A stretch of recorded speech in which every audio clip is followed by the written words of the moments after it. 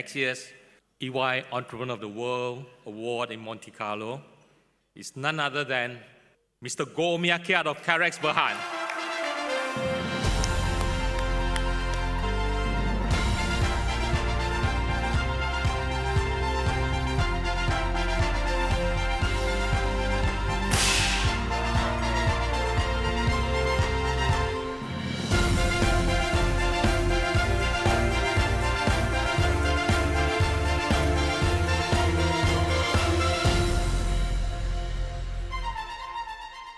Hi, okay, thanks for joining us this morning. I really appreciate your time. Yeah. Now, you are the world's largest condom manufacturer, and the word condom sometimes has so many different connotations globally. Right? But in our view, there are many benefits of what you do for health and so on. Maybe you want to share a little bit about what the misconceptions are and what you do to clarify that. Well, thank you, Philip, for having me. So, I always tell people that condom is just a rubber in a box, right? It's that 2 grams of rubber that would save a person's life. We are in a pandemic now, and the whole business condoms really boomed in the 80s because of the HIV issues. It is also a very big problem, but we all forgot that this problem is still here with us. It's not just about HIV/AIDS, it's a lot about STI, sexually transmitted infections, and it's sad to see a lot of unwanted pregnancy happening. And to me, there is a lot more that it's required in the condom business. Maybe it doesn't affect a lot of people here in this part of the world, where we are in Malaysia. It's a taboo, but when I travel across in countries like in Africa, people come to me sometimes and say, "Thank you for saving my life." It's that simple, and it touches me. When I started my career in this business, I knew that there's something I need to do with this little rubber that we have here.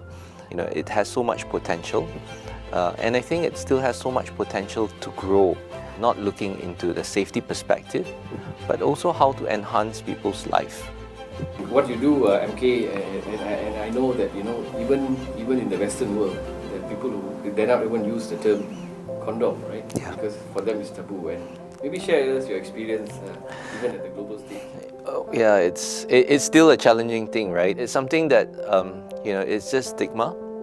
I think people should really just move on and not think a lot about it. We all think that the Western world sometimes could be really open, but in fact, I think it's not just about cultures. It's really about people, and it's all about opening up. Even at the EY Entrepreneur of the World year, in Monte Carlo, there is a lot of difficulties. Even I could see within an organization like at EY on a global stage, to even talk about condoms, because they are afraid of people being it might be shy, uncomfortable. It put people in a very uncomfortable position. So I think that's I think there's still a lot to be done there. Interestingly, in Malaysia we didn't have a problem. Yes. Said it like it is, right? Yeah. I'm glad we are a bit more progressive in that sense. So MK, 2016 was a very special year for us, and hopefully for you. Maybe you'd like to share a little bit about your experience with the program and what it meant to you. Oh, I think, Philip, it's a lot to me. I never expected joining the program. I thought it was an exposure. I wanted to learn more, wanted to know fellow entrepreneurs through a journey that I'm going through myself. But this journey has been a very interesting one. It has enhanced my whole perspective in terms of how I see fellow entrepreneurs. It has helped my business. It has helped me in terms of my view, my vision. And sometimes really it's all about that fellow sharing, commonalities we see among entrepreneurs. There's so much commonalities that the journey that we take sometimes could be a very lonely journey, because we're just so much into our business. We are day in, day out in our business and looking into how to enhance not just our business but people within the business. But that whole sharing session and that ability, I think EY has given me that platform to share and really understand. And so I really understand now that I'm not just on this journey myself, and sometimes there's so many things I could speak to my fellow alumni, through dinner sometimes, and really that has helped me a lot.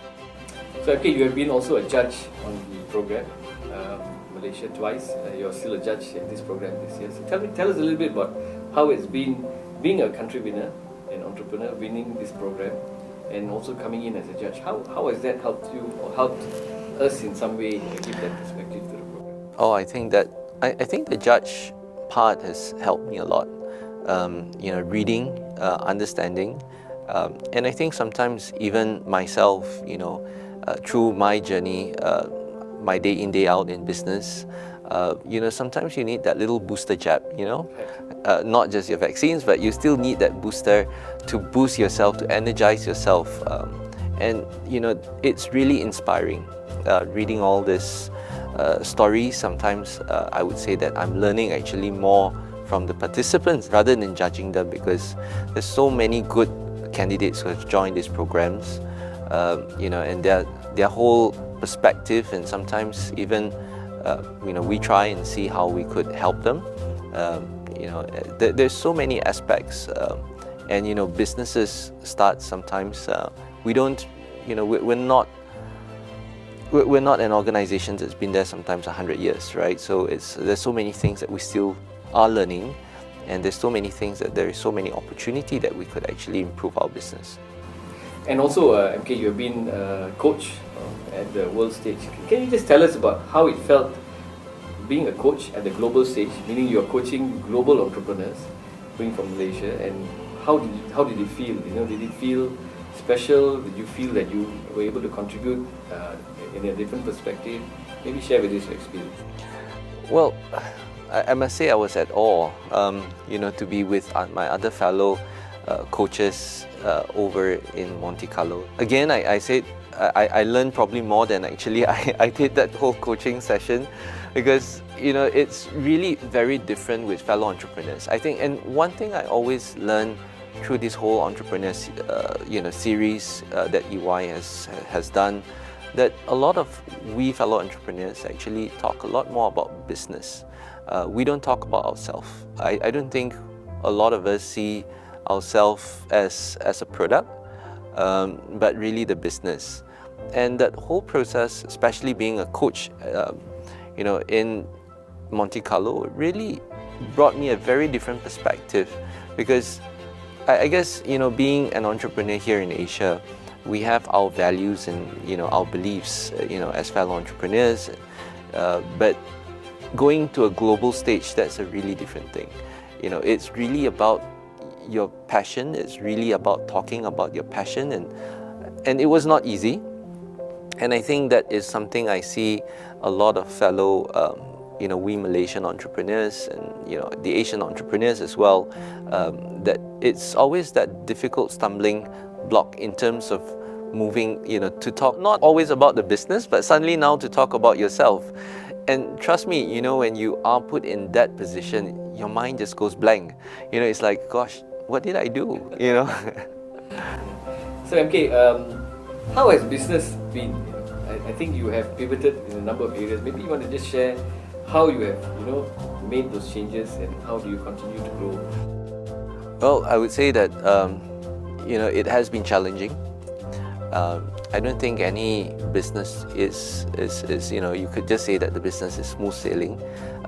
We all have our good times, and and COVID has definitely taught us a lot.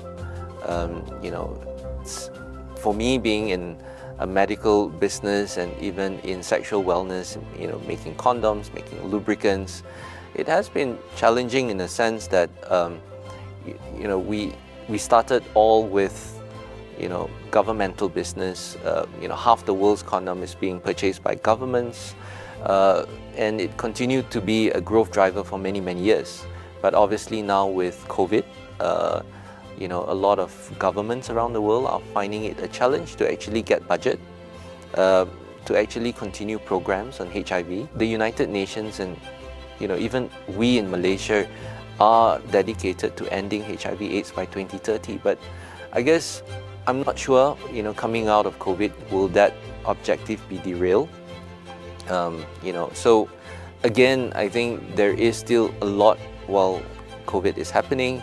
There is still a lot that needs to be done, in the HIV/AIDS world. I would say that, there's so much opportunity, right?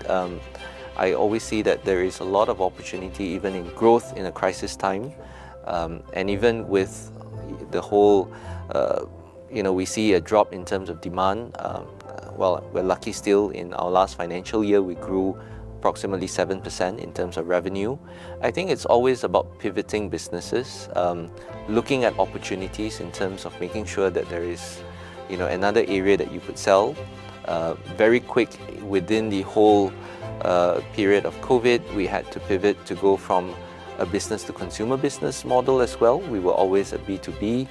Learning the digital economy is something that was quite alien to myself because, we started really as a manufacturer. But I think that whole, that whole entrepreneurial spirit, not just within myself, but within the organization, has helped us pivot through, COVID, and the crises that we have to deal with over the last few years. Okay, ESG is a big topic today. Oh yes, it I'm is. sure it's impacting you as well.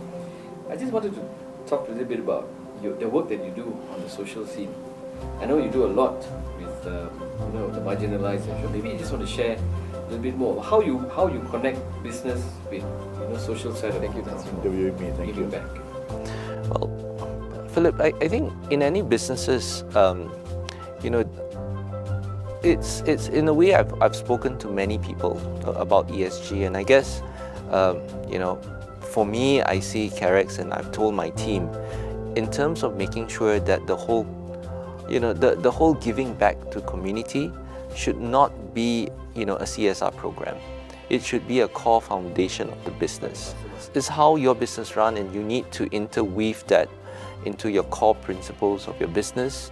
And it's my belief that I'm lucky in a way that I've been working in HIV with people within the HIV scene, within the marginalized society, and I've always believed that it's part of our corporate responsibility, it's part of our responsibility to do that part of business, to give back, to make sure that it's not just about giving back, but I think it's also a lot about how this community can actually help the business, right? And businesses is not just about your stakeholders in terms of your suppliers, your customers, but I think how do you actually take this other group of community that has never been seen in most typical business to be part of that community, to be part of that whole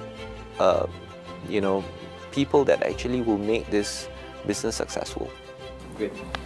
So, okay, as a seasoned entrepreneur, having won EOI in 2016 and being so much integral part of our program, what advice would you give for entrepreneurs out there? Not just about EOI, maybe they should come to be recognized. Sure. That's one. But what advice would you give them about driving their business and